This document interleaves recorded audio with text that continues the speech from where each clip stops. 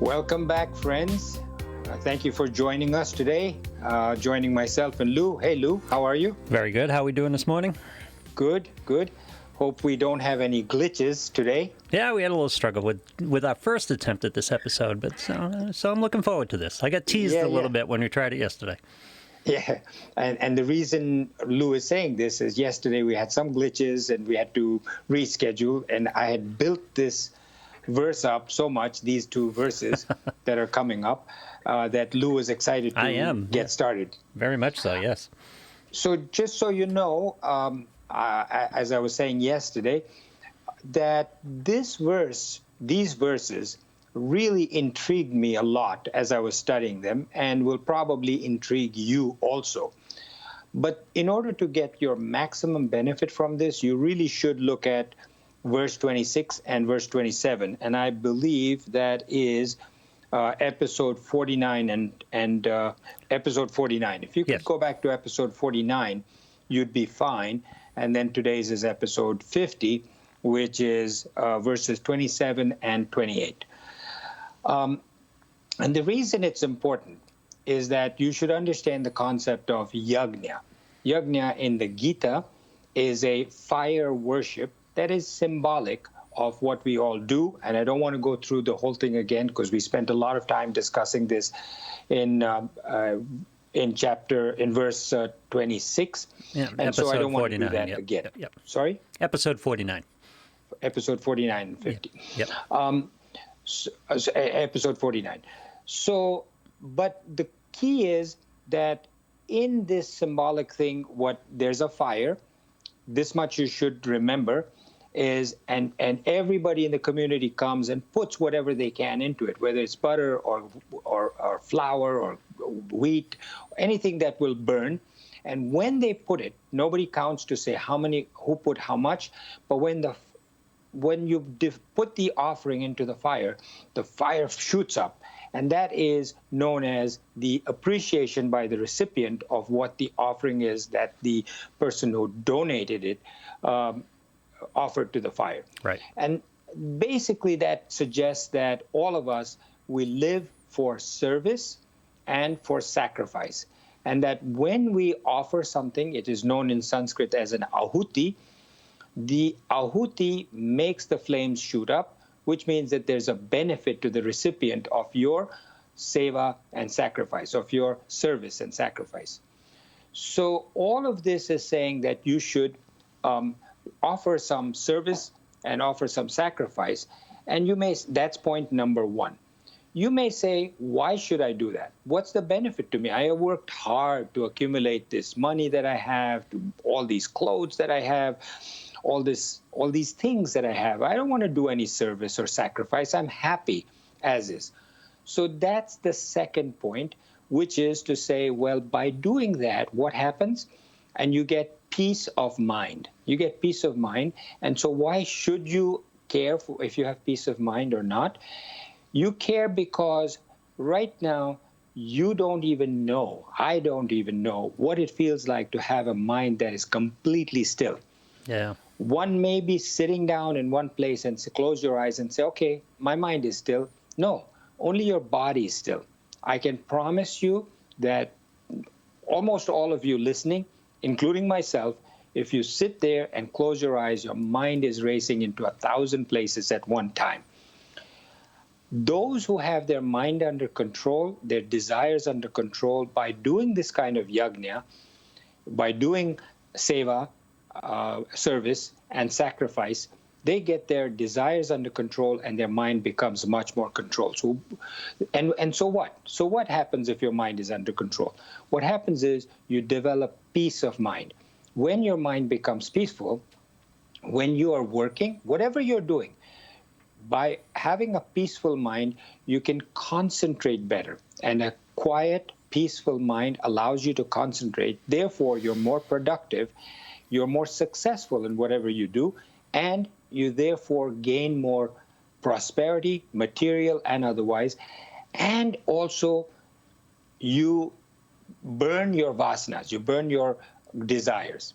You may find that very surprising, but it's true that once you have a desire or a vasana, by doing something like this, those desires burn off. They become less, and you feel much better. You may say, well, my only desire in life is to accumulate more money, to become more successful, more powerful, more famous, more all of those things. And I can guarantee you that when your mind is more peaceful and you put this into effect, that becomes possible. It's a vicious cycle. You may think that it doesn't work, but by doing sacrifice, by doing this kind of thing, you become more successful. Did I, Lou, anything that you want to ask or add to this? Yeah, because what's robbing your peace of mind are these desires, correct? We've talked about this in the past. Yeah, and that's a good point. You reminded me that people should recognize. I've never smoked a cigarette. I don't know what it is. But when I was growing up, everybody around me was smoking in India, and I remember looking at my uncles or others smoking, and when they had to stop smoking for a period of time, be it an hour or 2 hours, whatever that period of time was for them, their mind was so agitated they couldn't think of anything.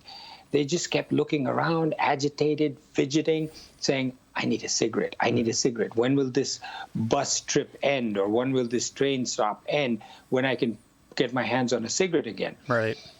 That, if you, my friends, look at somebody whose mind is agitated for whatever reason, whether it's because of desire, lust, greed, desire for a cigarette, alcohol, any of these things, you just think and focus on a mind which is disturbed like this, and you will recognize that at an extreme, what does a disturbed mind create for somebody? And that person who's agitated at that extreme, if you say, hey, could you do this thing for me?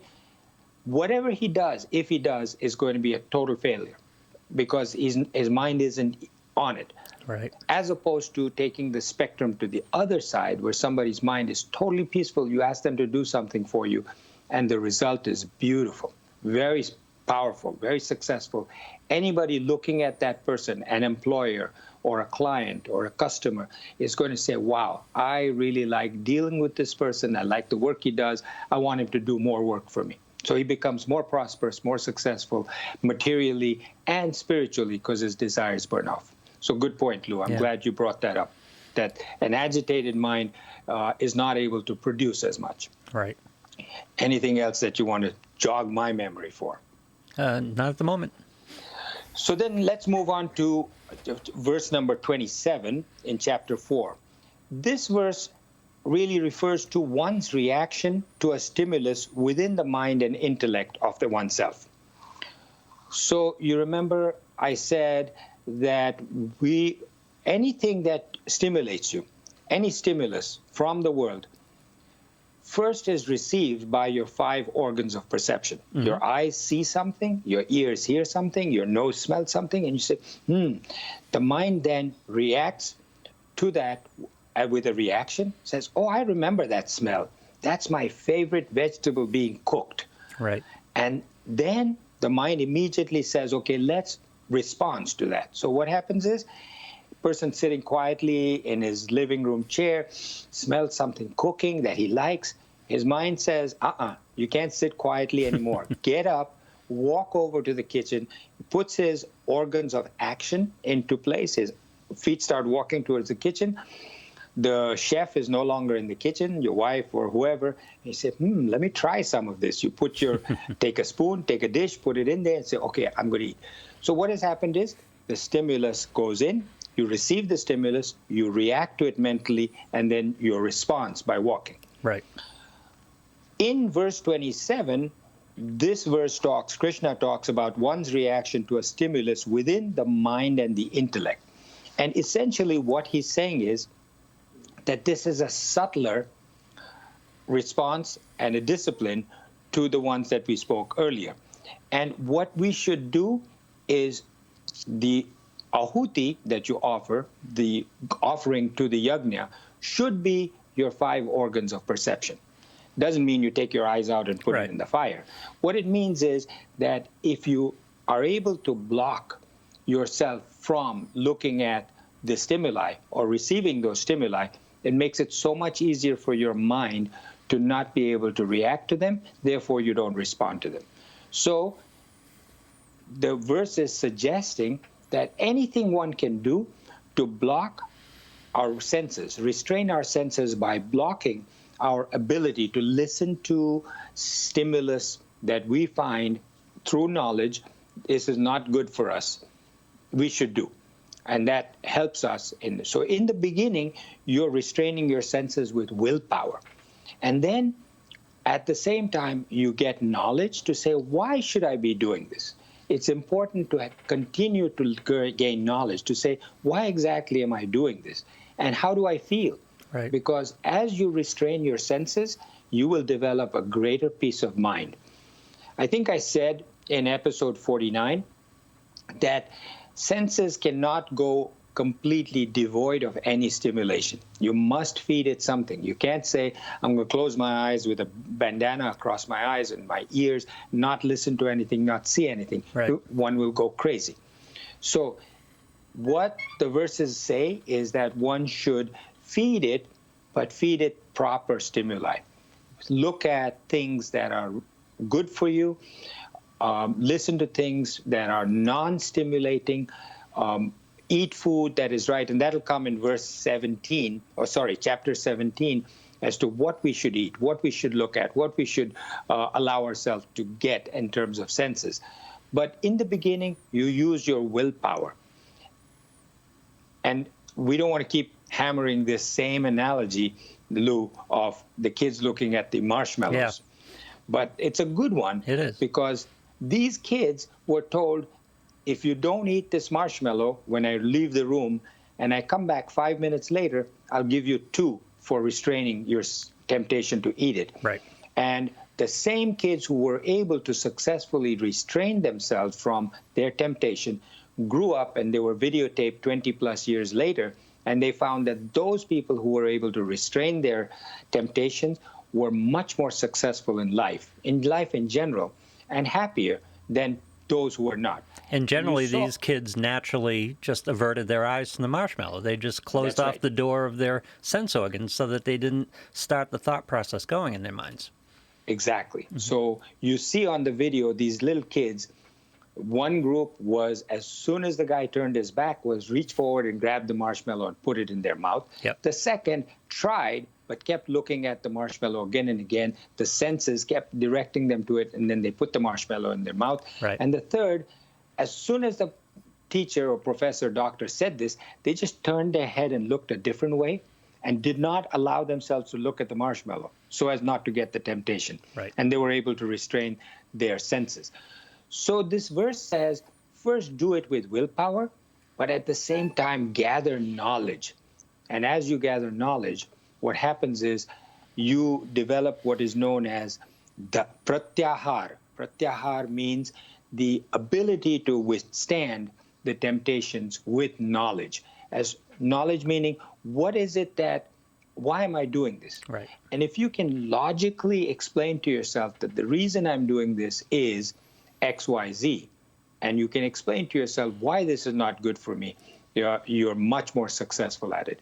I think I spoke in an earlier episode about at the time that the Taliban and terrorists were showing horrible videos of violence on the internet. Right. I never allowed myself to look at it, but being a psychiatrist and practicing at the time, I had a number of physician colleagues of mine come to me and saying, I allowed myself to watch it. I did watch it. He says, I cannot get it out of my mind. I can't sleep at night. It's a horrible, horrible thing I allow. So once you receive that stimulus and it reacts within yourself, don't forget, it's hardwired. It's in your hard drive for not just this life, but forever. I think we talked before about prakriti, about saying that everything that you've ever experienced in any one of your previous lives is always there in that hard drive, and it remains there.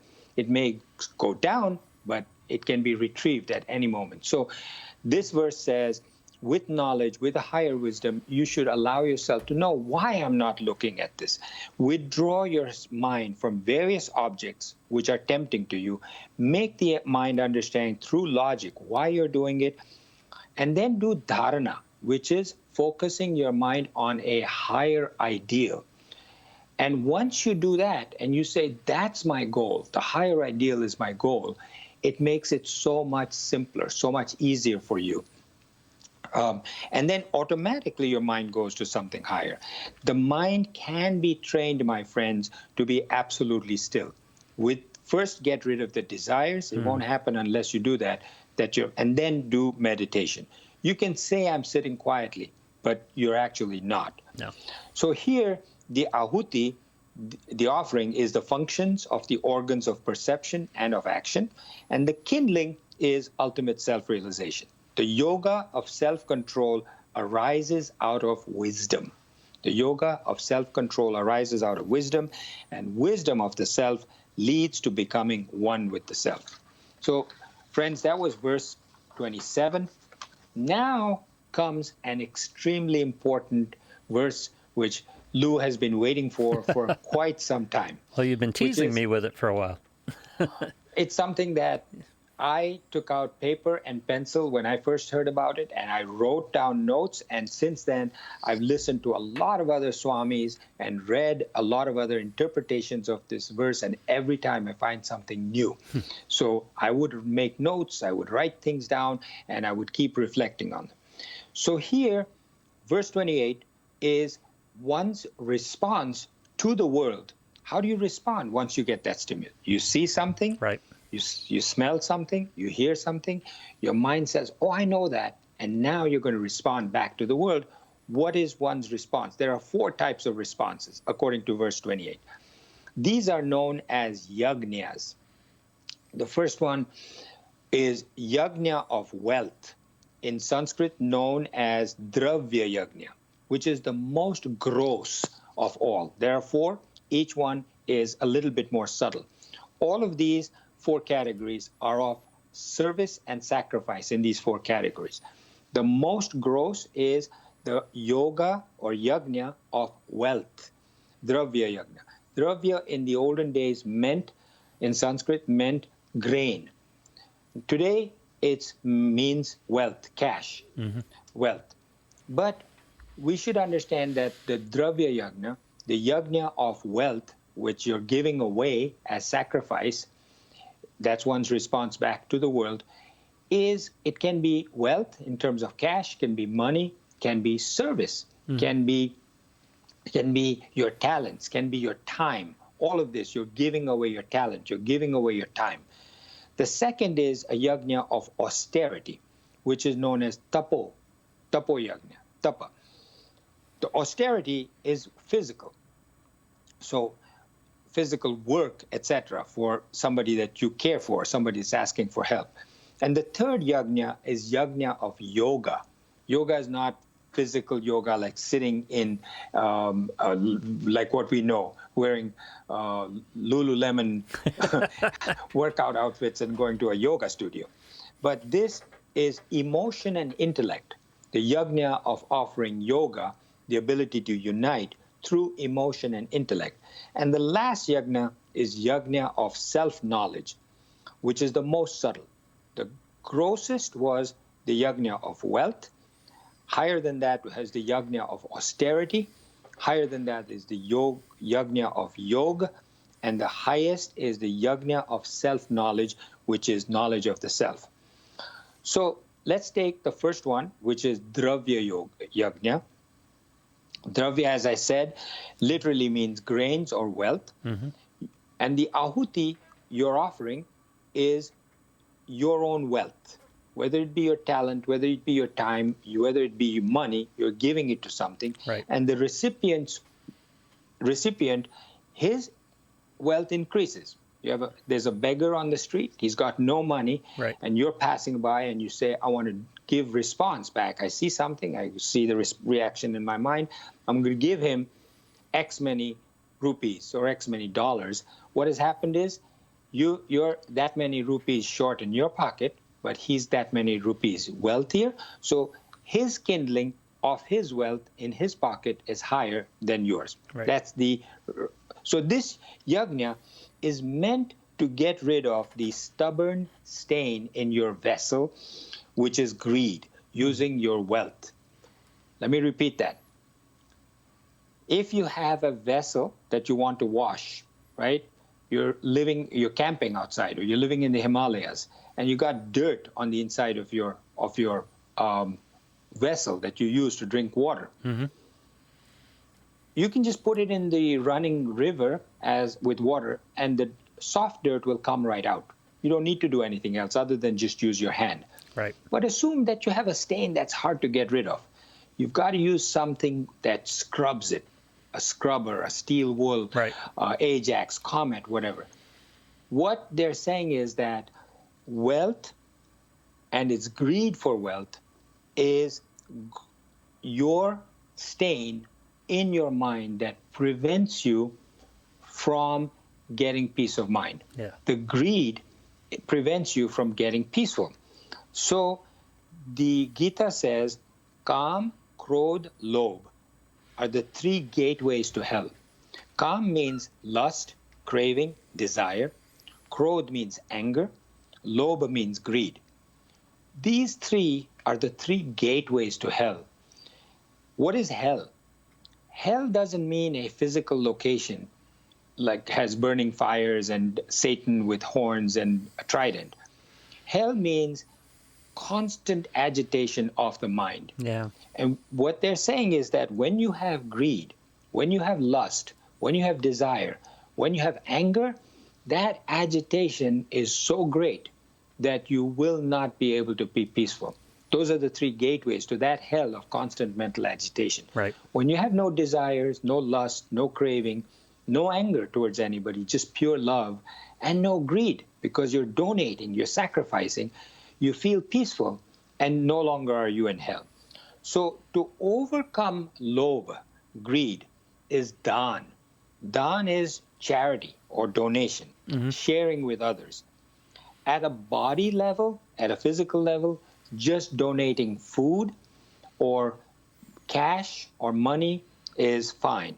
Many don't want to share even their food. People would rather let it spoil than give it away. They just want to hold on to everything that they have. Same thing with cash or money. They'll die before they give it away to somebody else, even if it's of no use.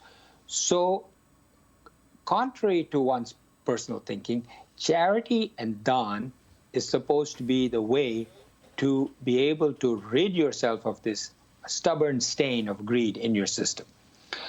So dan is a big chapter, and it's already been about 20, 25 minutes. So let's stop here. Let's continue with verse 28 next time, and I will be talking about where you do charity. And just listen back to it, because the Gita talks at length about what is good charity, what is not good charity, because you may think just giving money or a check to somebody is good enough, but it's not. You know, it's like taking warm blankets and taking it to the Middle East or to Africa and giving them to people. It does no good. You have to be selective in what kind of charity you do, and that's what we're going to talk about next time. So thank you very much for joining us. This is something you should reflect on. Please listen to it, reread it, write, make notes, ask questions, go to Facebook and ask me questions. I'd be happy to discuss it with you. Thank you so much for watching.